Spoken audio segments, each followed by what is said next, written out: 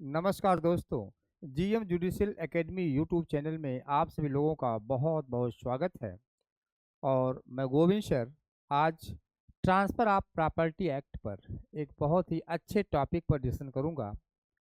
उस टॉपिक का नाम है कि क्या एक अजात व्यक्ति के पक्ष में किसी संपत्ति का अंतरण किया जा सकता है। Whether a property can be transferred to a unborn person and what are its conditions, आइए देखते हैं। सेक्शन सेक्शन 30 सेक्शन 13 में ये बात की गई है कि ट्रांसफर ऑफ प्रॉपर्टी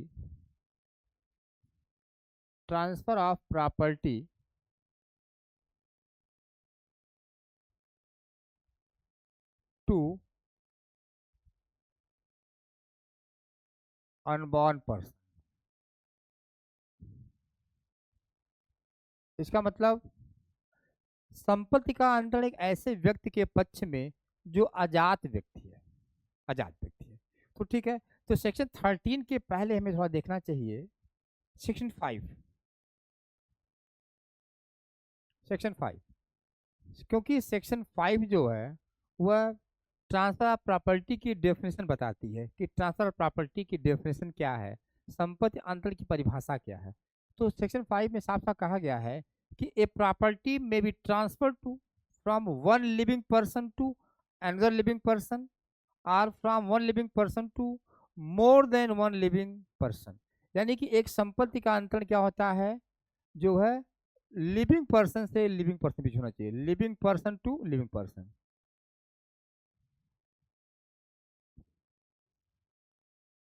इसका मतलब संपत्ति का अंतरण जीवित व्यक्तियों के मध्य होता है, जो व्यक्ति जिंदा रहते हैं।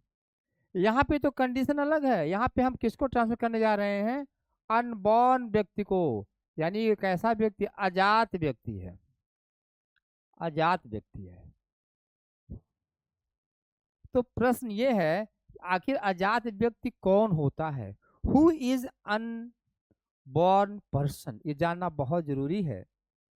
तो अनबॉर्न व्यक्ति के पक्ष में यानी अनबॉर्न पर्सन के बारे में हम ज्यादातर ये समझते हैं कि ऐसा व्यक्ति जो माँ के पेट में है, जबकि ये कंसेप्ट एकदम गलत है। Unborn person means a person who is neither in mother's बूम, who is neither in the mother's बूम, यानी कि माँ के पेट में ना हो। ऐसा व्यक्ति जो माँ के पेट में ना हो और ना ही nor has any existence, nor has any existence, यानी वो ना तो माँ के पेट में हो और ना ही उसका कोई अस्तित्व हो। क्योंकि अगर माँ के पेट में है तो उसका कहीं ना कहीं अस्तित्व है। लेकिन इसके तहत अनबॉर्न पर्सन सेक्शन 13 के तहत ऐसा व्यक्ति है जो ना तो माँ के पेट में है और उसका ना ही दुनिया में कहीं अस्तित्व है। उसी व्यक्ति को अनबॉर्न पर्सन सेक्शन 13 के तहत कहा जाता है। ठीक है। तो अब यहाँ पे देखते हैं कि अब किसी अनबॉर्न पर्सन को अगर प्रॉपर्टी का ट्रांसफर करना है तो सेक्शन 5 साफ साफ मना करती है, कहती नहीं कर सकते हैं, क्योंकि प्रॉपर्टी का ट्रांसफर हमेशा living person to living person में ही होगा। तो इसका मतलब क्या है, इसका मतलब क्या है कि सेक्शन 13 क्या करती है, एक इसका एक्सेप्शन क्रिएट करती है, एक जो है इसका अपवाद करती है। वो कहती है कि अगर तीन शर्तों को पूरा कर दिया जाए, अगर तीन शर्तों को पूरा कर दिया जाए तो एक प्रॉपर्टी को एक अनबॉर्न पर्सन के फेवर में ट्रांसफर किया जा सकता है, लेकिन सीधे सीधे नहीं किया सकता है, डायरेक्ट प्रॉपर्टी का ट्रांसफर नहीं किया जा सकता है। तो ऐसी कंडीशन में इसकी शर्तें क्या हैं, इसकी कंडीशंस क्या, आइए देखते हैं। इसकी कंडीशन ऐसी क्या है जब हम किसी अनबॉर्न को के फेवर में किसी प्रॉपर्टी को ट्रांसफर कर सकते हैं। तो सबसे पहले ध्यान दीजिएगा, सबसे पहले है क्या कि जो व्यक्ति प्रॉपर्टी का ट्रांसफर कर रहा है और जिस अजात व्यक्ति के फेवर में कर रहा है, तो उनके बीच में एक मीडिएटर होना चाहिए, एक ट्रस्टी होना चाहिए। मतलब इसका क्या मतलब है? There must be a trustee, trustee और मीडिएटर। यानी इसका मतलब क्या है कि उनके बीच में एक कोई बिचौलिया होना चाहिए, एक मध्यस्थ होना चाहिए, एक बिचौलिया होना चाहिए। प्रश्न, ऐसा क्यों? ऐसा क्यों? क्योंकि प्रॉपर्टी सीधे ट्रांसफर नहीं करेंगे तो प्रॉपर्टी को होल्ड कौन करेगा, उसकी देख रेख कौन करेगा? ये बहुत महत्वपूर्ण चीज है। इसीलिए, क्योंकि आजाद व्यक्ति अनबॉर्न पर्सन का तो पता नहीं है, ना तो आता है और ना ही पता है, क्योंकि वो लापता है। तो ऐसी कंडीशन में उसको ट्रांसफर करने के लिए एक मीडिएटर या मध्यस्थ या कोई ट्रस्टी का अपॉइंट किया जाएगा, ठीक है, ताकि उसके पैदा होने तक उस प्रॉपर्टी को होल्ड करे, ठीक है। और दूसरी पॉइंट यहाँ पे रहेगा क्या, कि जो ट्रस्टी होगा, ट्रस्टी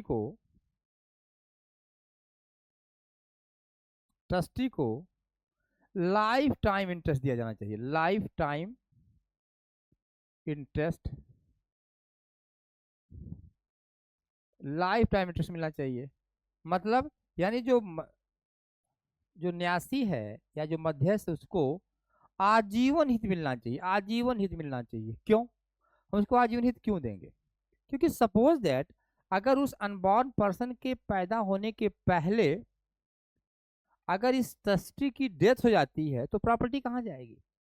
अगर उसे हम लाइफ टाइम इंटरेस्ट देंगे, यानी कि आजीवन हित देंगे इसको, अगर इसको हम आजीवन हित देंगे तो ऐसी कंडीशन में वो क्या होगी, वह प्रॉपर्टी जो है क्या करेगी, ट्रस्टी मरने के बाद वो पुनः किसको, ट्रांसफरर के पास वापस आ जाएगी, जो अंतरण करता है उसकी संपत्ति वापस आ जाएगी।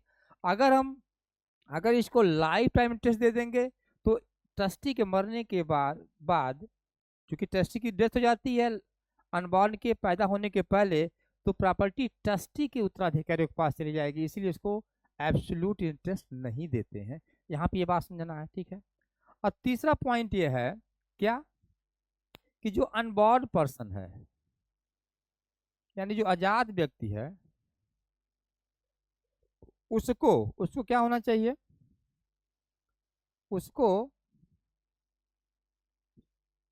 ट्रस्टी के डेथ के पहले एग्जिस्टेंस में आना चाहिए, यानी उसको इस अस्तित्व में आना पड़ेगा। तीसरा कंडीशन है कि अनबॉर्न को ट्रस्टी के हित समाप्त होने के पहले क्या होना पड़ेगा, उसको एग्जिस्टेंस में, अस्तित्व में आना पड़ेगा, ठीक है। और चौथा पॉइंट जो सबसे इंपॉर्टेंट हुआ है क्या, कि अनबॉर्न पर्सन को कैसा इंटरेस्ट मिलेगा, एब्सोल्यूट इंटरेस्ट मिलेगा, एब्सोल्यूट इंटरेस्ट दिया जाएगा, ध्यान दीजिएगा। यानी कि इसको पूर्ण हित दिया जाएगा। क्यों? क्योंकि अनबॉर्न पर्सन है जो है वास्तव में संपत्ति का वास्तविक स्वामी वही बनेगा, तो उसको एब्सोल्यूट इंटरेस्ट मिलेगा। तो अगर ये चार कंडीशंस फुलफिल होती हैं तो कहा जा सकता है कि एक अनबॉर्न पर्सन को प्रॉपर्टी जो है वो ट्रांसफर की जा सकती है। तो आइए देखते हैं, इसमें केस लॉ भी बहुत इंपॉर्टेंट है, केस लॉ भी है, आपको बता देते हैं, जो अक्सर एग्जाम में आएगा। तो चार शर्त आप याद रखेंगे। उसके बाद एक केस है गिरजेश दत्त वर्सेस दाता दीन का मामला, ध्यान दीजिएगा, गिरजेश दत्त वर्सेस दाता दीन का मामला है।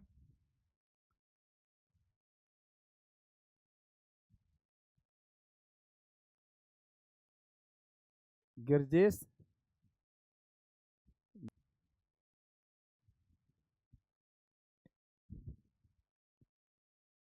वर्सेस दाता दीन,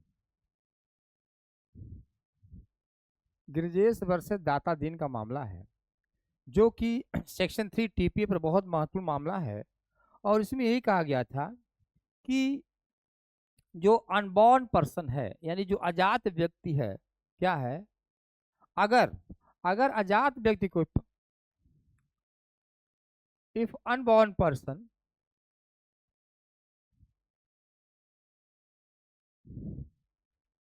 is given to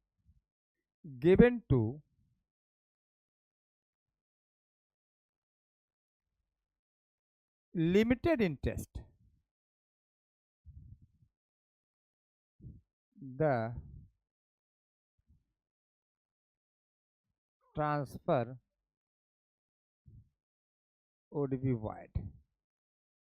इसका मतलब क्या है कि अगर अजात व्यक्ति के पक्ष में अगर कि उसको सीमित इंटरेस्ट दिया जाता है, यानी एब्सोल्यूट इंटरेस्ट नहीं दिया जाता है, तो ऐसी कंडीशन में क्या होगा, ऐसा ट्रांसफर वाइड हो जाएगा, शून्य हो जाएगा। ये बहुत महत्वपूर्ण केस है। उसके साथ साथ व्हिटवी वर्सेस मिचेल का केस है। व्हिटवी वर्सेस मिचेल का केस है, भी याद रखिएगा आप लोग, मिचेल का केस है। ये भी डबल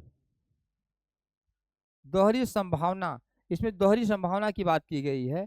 किसकी बात की गई है? दोहरी संभावना के विरुद्ध रूल अगेंस्ट डबल पॉसिबिलिटी।